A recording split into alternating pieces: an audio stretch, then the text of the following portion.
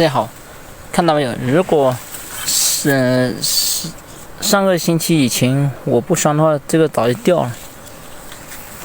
现在还在，现在这个蛋马上就要出壳了。对，看到没有？上个星期以前如果我不伤的话，早就掉了。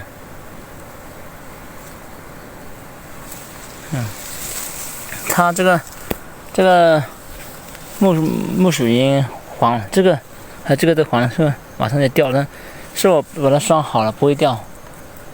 那拴估计不会掉的，然后早就掉了，